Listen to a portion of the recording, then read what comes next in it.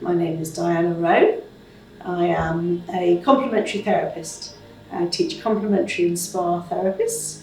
I have just a huge variety of adult learners, from young to mature to professional to non-professional. They just come in every shape and size.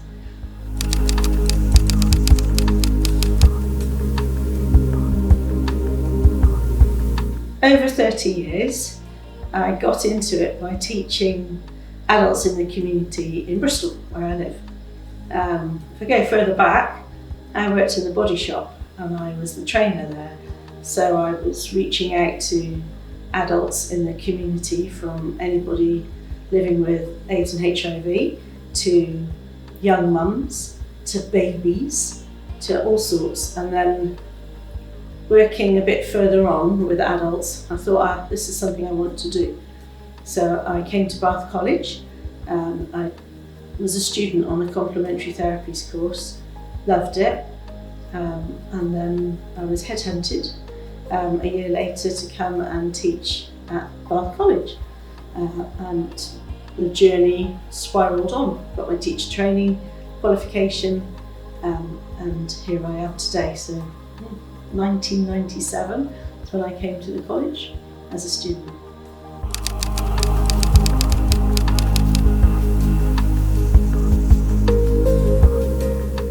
I had a student who entered an introduction to holistic therapies. She was very anxious, and she was a refugee actually, and she was really wanting to know more about complementary therapy so that she could use it at home, and her dream was to be able to come to college, but she really thought that wasn't possible. So coming into adult learning in the community courses gave her the confidence to know that yes, I could do this, something I've got a real interest in, and she's now on our full-time programme. She's doing really, really well, so you wouldn't ever know that she didn't have confidence.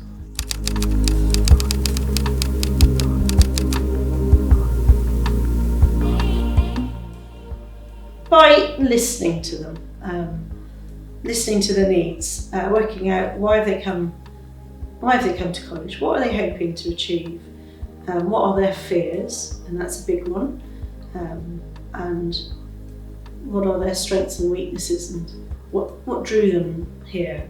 So I try and entice them with something safe and aromatic, and we start with a hands massage, which is innocuous, but actually is a really important, vital part of palpating and touch.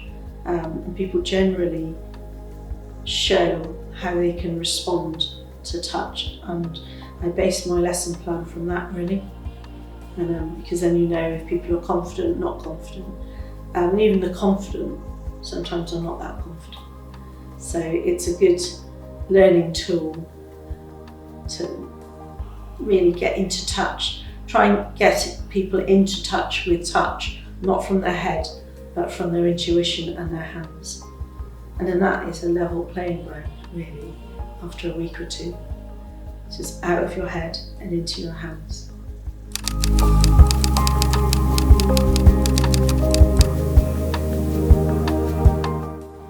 Hands on hands is quite good. Sometimes I put my hands on their hands and guide them.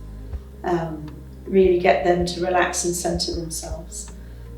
Try to get them to stop overthinking and to sink in and to breathe and relax, and from that comes everything.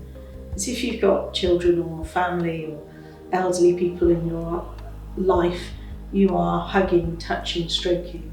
So that's massage at its most basic. So it's something that everyone can do, but we do get stuck in our heads, and maybe we want to be super amazing at it, but you literally have to walk step by step and relax. The more relaxed you are, the better you are.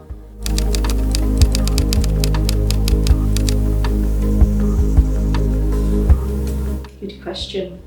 I'm passionate about all of them. Don't ask me which therapy I like the most. I like them all. I like the one I'm doing currently. That's my answer. I keep up to date with CPD. I go on regular training. I work with spas who are quite critical, so that's really good. Sometimes I go into the spas and teach their therapists, so that's really nice to see what's current and in the industry right now. I do a lot of reading. We do in-house training as well. And I'm an avid Instagrammer, so I'm always looking at the trends that are coming through and trying to adapt our practice to that. So currently at the moment, I'm a bit passionate about facial massage, and instead of just going onto the face, going up the ear and into the hair and really getting in. So there's lots of lovely work on sculpting and moulding. So that will be making an entrance into my classes.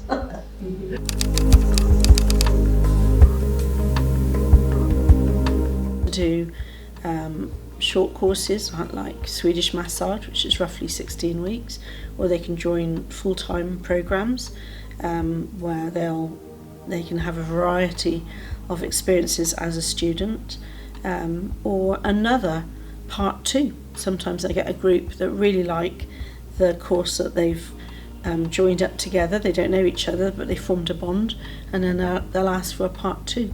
There's an element of the course that they want to know more about, so we're open to that. Yeah.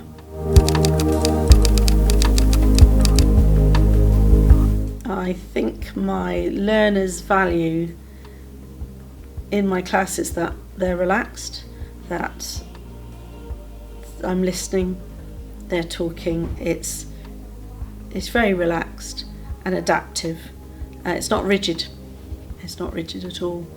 And that we can change things around to suit the learner and their moods. Because sometimes I have a whole lesson planned and they come in and I look at their faces and think, shall we do something else? And then that way I get a better response.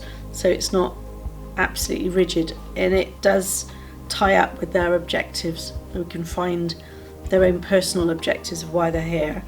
We can find a way to tie that.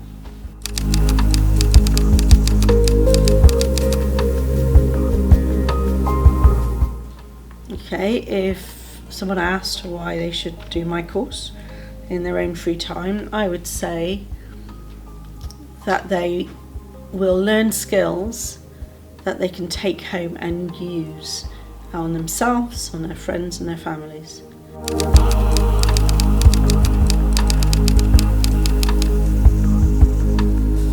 It's common, so even though the college is in the centre of the city, there are lots of people that don't feel easy about coming in.